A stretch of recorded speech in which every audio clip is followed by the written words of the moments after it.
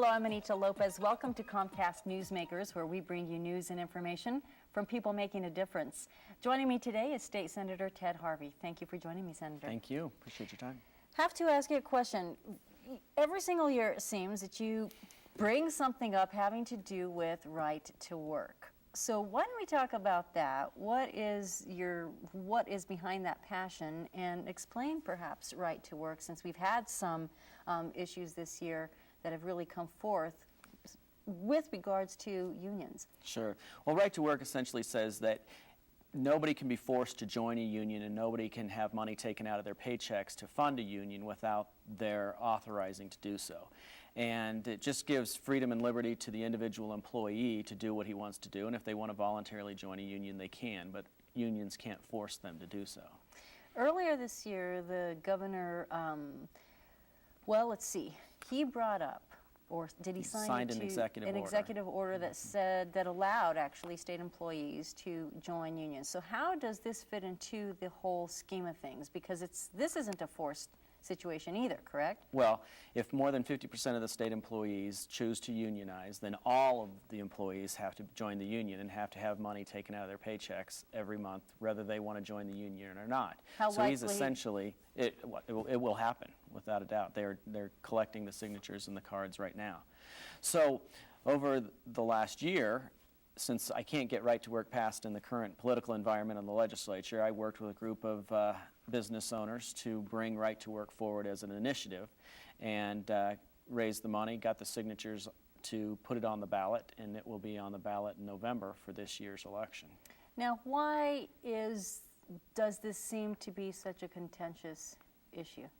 Well, labor unions want to have the ability to unionize Colorado the way they are in Michigan and New Jersey and places like that, but Colorado is kind of unique in that it's not fully closed shop, and it's not fully right to work state, but all of the states around us are right to work. Mm-hmm. So if a company's trying to relocate to Colorado or relocate out to the west, they're going to go to one of the surrounding states rather than come here, especially if they're a manufacturing company, because why would they come here where they have a lot of labor costs if they can go to Wyoming or Texas or Oklahoma and have a right to work state?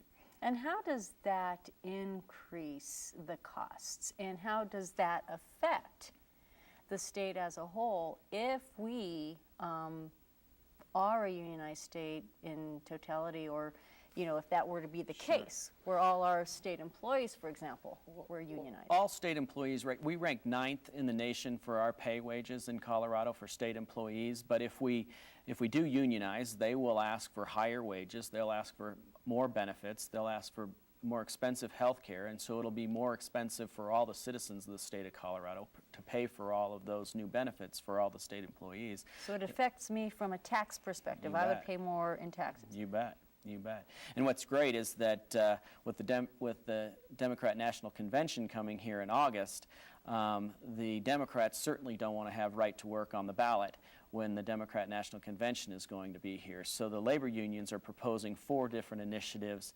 to try to scare the business community into taking right to work off of the table and not putting it on the ballot this year. And so it's kind of